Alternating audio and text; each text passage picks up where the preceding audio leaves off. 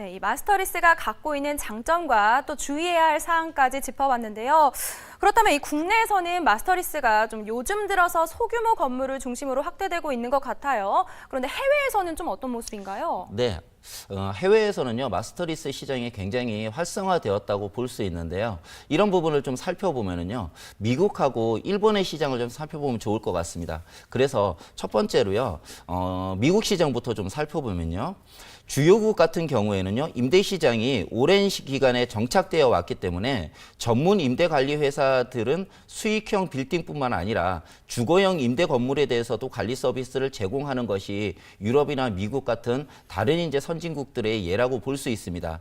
이 중에서 특히 미국 같은 경우에는요, 임대 관리 회사는 부동산을 운영, 관리, 감독 컨설팅을 하는 업무를 전부 담당하고 있고요. 상업용뿐만 아니라 아파트 등 주택의 임대 관리 분양까지 다양한 관리 회사들이 존재함으로 인해서 전체적으로 집 소유자나 또는 건물 소유자가 이런 이제 전문 업체에 임차에 대한 부분을 맡기게 됨으로 인해서 건물 관리를 굉장히 쉽게 하고 있다, 이렇게 볼 수 있고요. 미국에서는요, 각 주 정부 같은 경우에도 임대 전문 업체를 통해서 건물의 임대 관리를 하도록 권장하고 있을 정도로 이제 미국 같은 경우에는 마스터리스 제도가 굉장히 활성화되어 있다, 이렇게 보시면 좋을 것 같고요. 일본 같은 경우에는요, 일본에서는 서브리스라고 불리는 이제 제도가 있는데요. 민간 임대주택에 많이 활용되는 상황입니다. 그래서 일본의 주택임대관리업체의 구조를 제가 좀 표를 좀 정리를 해봤는데요.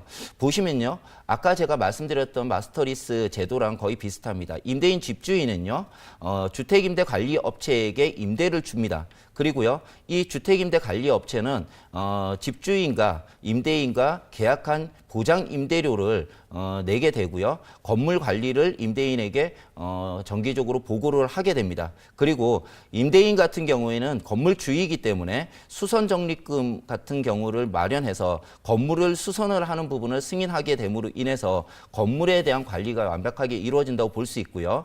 이런 이제 주택 임대 관리 업체 같은 경우에는 임차인이나 입주자를 모집함으로 인해서 임대차 계약을 주택 임대 관리 업체와 계약을 하게 됨으로 인해서 월세를 보장받게 되고요. 그런 이제 월세를 많이 보장받게 됨으로 인해서 마진을 남기게 되는 그런 구조로 이루어진다, 이렇게 볼 수 있는 것 같습니다. 이런 내용들은 사실은 주택이나 건물에 대해서 전문적으로 관리를 하고 임대차를 맞춰줄 수 있는 시장 구조가 이루어진 다른 나라에서는요, 이런 부분이 굉장히 많이 활성화되어 있다, 이렇게 볼 수 있고요. 앞으로 우리나라에서도 이런 임대차 시장이 굉장히 활성화된다면요, 이런 이제 전문 관리 업체들의 등장에 의해서 좀 더 쉽게 건물을 관리할 수 있는 그런 이제 계기가 많이 마련되지 않을까 생각합니다.